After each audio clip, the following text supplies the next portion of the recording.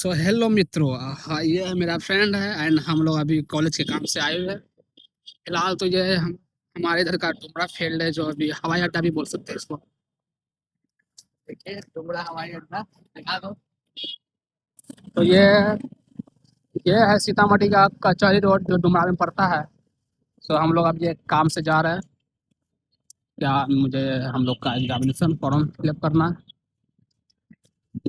And ये हवाई अड्डा है। ये था ये था इलेक्शन में दे गई तो भाई खतरनाक लग रहा है।